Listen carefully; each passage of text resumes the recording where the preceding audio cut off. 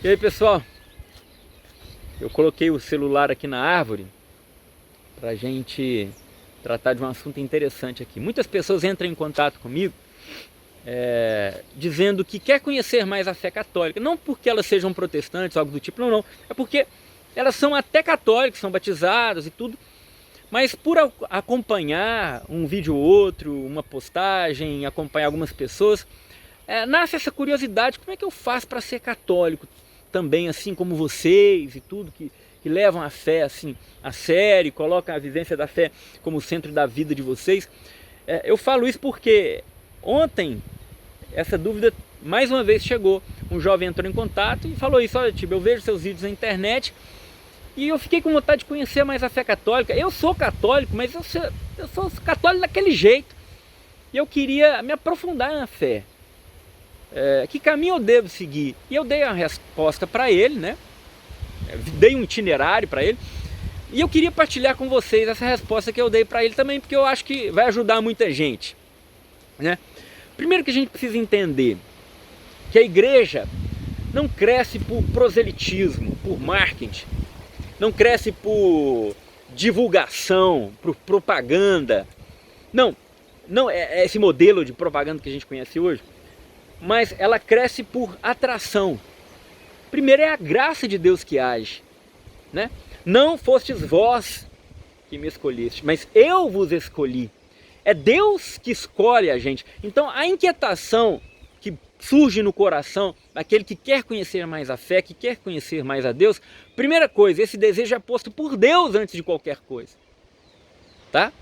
Então é isso. Não adianta falar que é um marketing bem feito que vai fazer a conversão acontecer, as pessoas voltarem para a igreja. Não. A gente pode até divulgar as coisas da igreja, as coisas de Deus e tudo mais, mostrar como é belo o caminho, mas é sempre uma graça de Deus que age, que provoca o coração e que atrai. Tudo é graça de Deus. A gente precisa entender isso.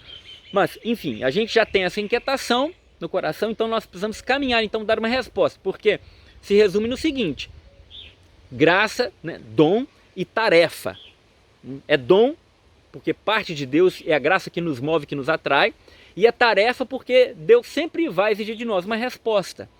Eu preciso responder para Deus se eu quero ou não quero. Eu sou livre para isso, tá? Então muitas pessoas ao longo da história disseram não diante do chamado, diante do encontro com Deus. Por exemplo, o jovem rico que se lança aos pés de Jesus: bom mestre, o que eu posso fazer para obter a vida eterna? Então Jesus diz: não furte, não roube, honra teu pai e tua mãe, siga os mandamentos. E aquele jovem diz: não, mas tudo isso eu tenho observado desde a minha mocidade. Então Jesus olha para ele com amor, diz a palavra, e fala: então, se queres ser perfeito, uma só coisa te falta. Vai e vende tudo que tens, dá aos pobres, e depois vem e me segue, e terás um tesouro no céu. E a palavra diz que esse jovem foi embora muito triste, porque possuía muitos bens, né? Quando Deus se apresenta a nós, Ele também nos pede algumas coisas. Ele se apresenta para nós e fala: olha, isso está incompatível com o que eu quero. Você está disposto a abrir mão disso? Nem sempre é fácil, né? Por isso que a primeira coisa que a gente tem que saber é que a graça de Deus que vai recair sobre nós, ela tem que provocar uma resposta nossa que se encontra com Deus, né? A nossa vida que se encontra com Deus e que responde sim a Ele mediante esta experiência, né? Às vezes é uma experiência emocional, acontece, uma experiência dos sentimentos. A pessoa é envolvida numa grande emoção, mas nem sempre é assim. Existem também aqueles que se convertem pela via intelectual, por exemplo, entende? Mas esse caminho de conversão, ele vai sim passar pela via intelectual, claro, mas ele também tem que ter um lastro na experiência pessoal, mesmo que ela não seja uma experiência emocional, entende? Mas aquela experiência pessoal com Deus, daquele encontro em saber que Deus é amor, que Deus me ama, que Deus vem ao meu encontro, que Jesus morreu na cruz por mim, e aquilo me toca, e aquilo provoca em mim um sentimento de gratidão a Deus por tudo aquilo, me leva, aquele amor me constrange, me leva a responder generosamente diante dessa graça que Deus me concede, né? Então, primeira coisa, se você é católico, mesmo que você não seja, você precisa entender que passa por estas etapas. Agora, como a gente disse que é graça, é dom, a primeira graça é a do batismo, que nos faz filhos de Deus. De criaturas passamos a ser filhos de Deus, templos do Espírito Santo. Somos marcados por Deus e somos batizados na morte de Cristo. Então, nós assumimos essa salvação, né, que foi perdida lá no Éden pelo pecado de Adão e Eva. Então, eu sou redimido pelo meu batismo, feito templo do Espírito, filho de Deus. Então, estou pronto para receber os outros sacramentos, porque os sacramentos são estes sinais da manifestação de Deus na nossa vida. Deus que age concretamente, mais do que em qualquer outro lugar. O que é a Eucaristia? A Eucaristia é o próprio Cristo, corpo, sangue, alma e divindade que habita dentro de nós. Não é uma representação, não é um símbolo. Então, receber o batismo, se confessa para receber a Santa Eucaristia. A confissão é esse outro sacramento que limpa os nossos pecados, perdoa, né, as nossas culpas. Faça uma boa confissão. Se você não foi batizado ainda, faça o batismo. Depois busque, né, uma vida de confissão. Na confissão, o sacerdote, por mais que ele seja pecador, seja ele santo ou pecador, não interessa, o sacerdote absolveu, é Cristo que apaga os pecados. Tá? Uma boa confissão geral, desde lá que você lembra da última confissão ou da sua infância.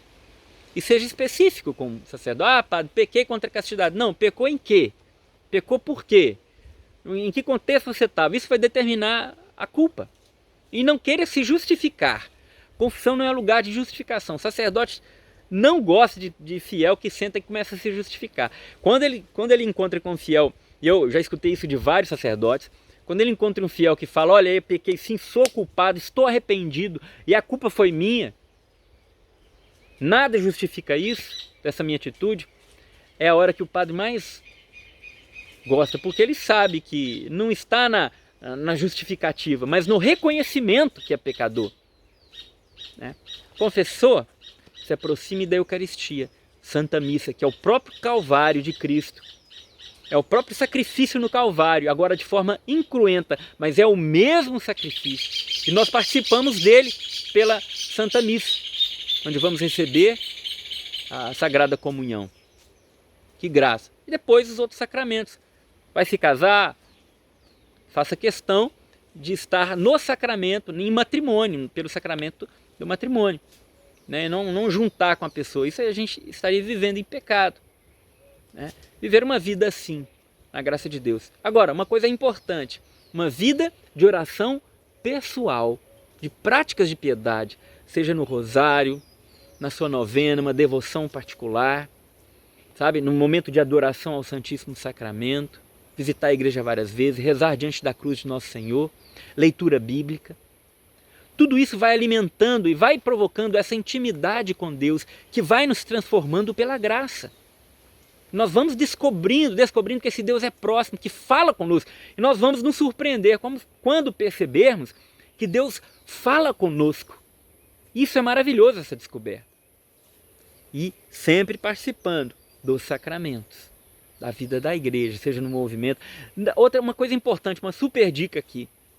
Não se abale se você não encontrar uma boa acolhida na paróquia, se o padre te distratou, não quis atender sua confissão, se o coordenador do grupo que você começou a participar, ele, não sei, te excluiu, não te acolheu.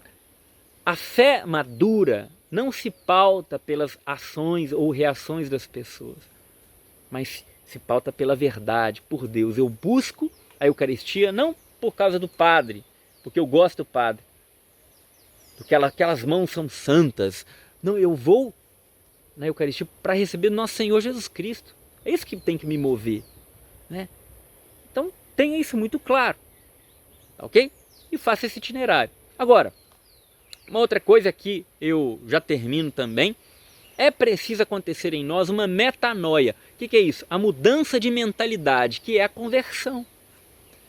Então a primeira coisa que tem que mudar em nós é a mentalidade, porque as minhas ações são resultado e consequências da minha mentalidade, da minha forma de pensar, de entender as coisas, de enxergar. Esta mentalidade precisa mudar, se converter. E como que a gente faz isso? Boas leituras espirituais. Catecismo da Igreja Católica, primeira leitura para quem está entrando na igreja. Ali está toda a doutrina resumida, seja o catecismo amarelinho, seja o catecismo de Pio X, não importa. Ali está o resumo da doutrina católica. Tá? Então, lendo aquilo ali, você vai dar razões para a sua fé, porque a fé católica ela não está desconexa com a realidade, com a razão. Tudo tem sentido. Claro que tem os mistérios que nós não vamos compreender, mas tem sentido, tem um porquê. É porque Deus, porque Deus revelou esse mistério e que eu preciso aderir. Mas existe sim, ali, na fé que eu abraço, um grande sentido em tudo isso. Tudo isso é harmonioso. Não briga com a minha razão, não briga com a realidade, não briga com o bom senso. Faz parte de um todo, porque a nossa natureza foi feita por Deus. Então Deus, Ele é o autor da fé, que é dom, mas também Ele é autor da razão, Ele que nos criou assim, seres racionais. Né? E que lindo descobrir o nosso lugar na presença de Deus. Entender como Deus nos pensou. Isso nos ajuda a amar a Deus também, a compreender o amor dele por mim. Pensa bem o que é esse amor de Deus por nós. Né? Então o ser humano não é mais um bicho, né? Um ser animado nesse planeta imenso. Não, nós somos o resumo da obra de Deus. Pensa comigo. Você tem os minerais, os vegetais, os animais e os espirituais, não é? A obra de Deus é assim. Então você tem o mineral, as coisas inanimadas, a matéria. Você tem o vegetal, aqui, né? Que tem vida. Você tem o animal, estou vendo ali o Jerome e o boizinho, pastando. Você tem um animal que tem ânima, instintos. Você tem os anjos, que são seres 100% espirituais. E você tem o ser humano, que é o resumo disso tudo. Nós temos a matéria, nós temos a ânima, né? A animação, e nós temos o espírito. Ou seja, nosso corpo pode perecer, mas a nossa alma continua. Nós continuamos com a consciência que nós temos em vida, assim que a gente morre. Nós não perdemos essa consciência. Nós somos isso. Então, esse é nosso espírito. Olha que interessante. Então, somos o resumo da criação de Deus. E diante do pecado, o que Deus faz? Manda o seu Filho, se encarna e se faz homem. Então, também fazendo assim, pela encarnação, eleva a nossa dignidade humana, né? Ao encontro de Deus. Então, Deus passa a ser homem como nós, 100% homem, 100% Deus, Jesus Cristo, nosso Senhor.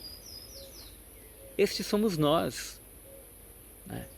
Isso é maravilhoso. Compreender todo esse mistério nos aproxima mais de Deus, nos aproxima mais da fé católica, que essa fé é deixada por Cristo. Né?